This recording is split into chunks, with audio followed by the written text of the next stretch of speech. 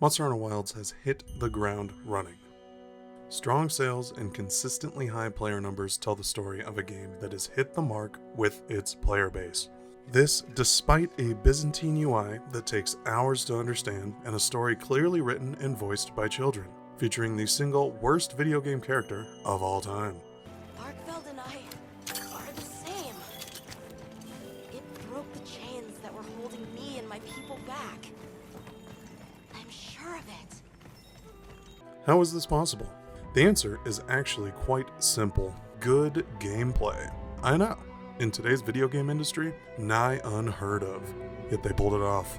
The East continues to show the West that the problem is, indeed, not the fans, but the industry. Bad games won't sell. Appealing solely to an audience that doesn't exist doesn't lead to massive sales? Who would have thought?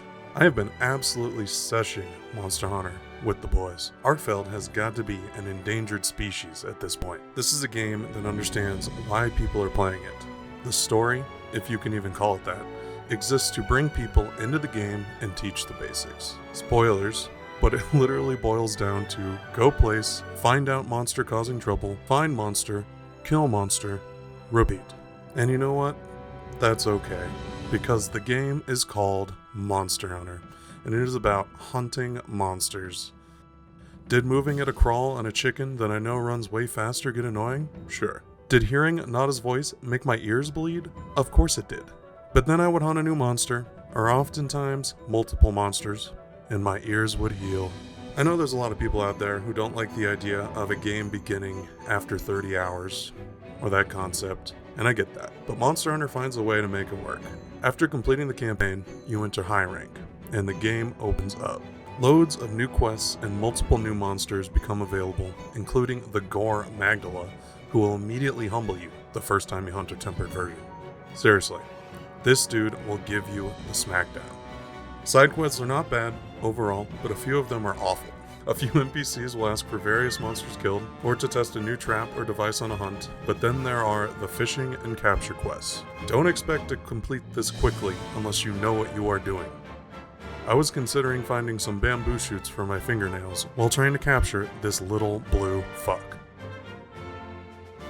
The fishing wasn't as bad, considering all I wanted to do was lay on hot coals. But at the end of the day, as I said, this game is about hunting monsters. In the endgame, monster quests continuously rotate in each zone.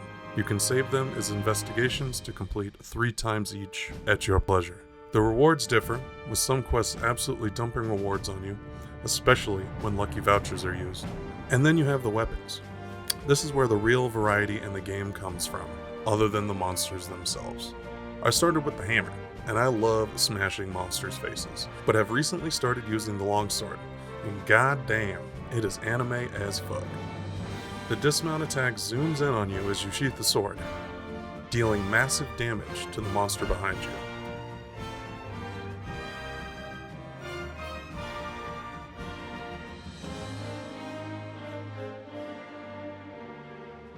There's an instrument weapon that requires melodies to be played while dealing damage, an axe that doubles as a sword, and a glaive that uses insects.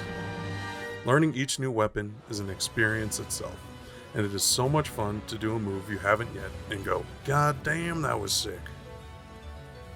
The collecting is simple and easy, especially with the ability to pull items with your sling while writing the secret. This is a massive upgrade from Worlds.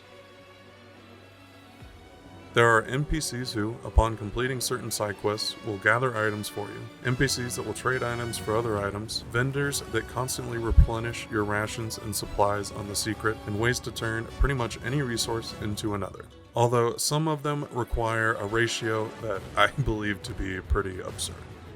The monster design is great, peaking with Ray Dow, who has a massive railgun for a face. There's a giant fire chicken, a beefy lava monkey, and a little bird with more knockback than this dude.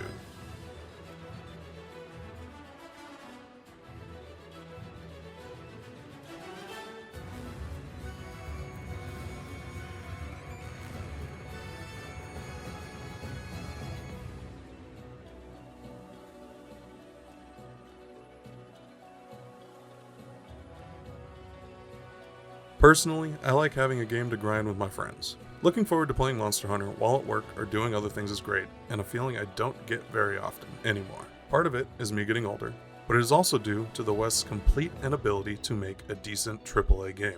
The companies that realize, or more accurately remember, that the best way to get people to spend money on your game is by making a game people want to play and interact with, are the companies seeing success in today's market. Telling your customers what they should want doesn't work, especially in this industry, and claiming a lack of interest in gaming for lack of sales is not only stupid, but ultimately detrimental to the company. Capcom has improved the Monster Hunter formula with each new game, and in doing so has expanded their audience exponentially. Gamers are literally begging for games like this, and I, for one, am excited to see what other games are in the works to fill the gap. But for now, I'ma keep hunting monsters. Good hunting.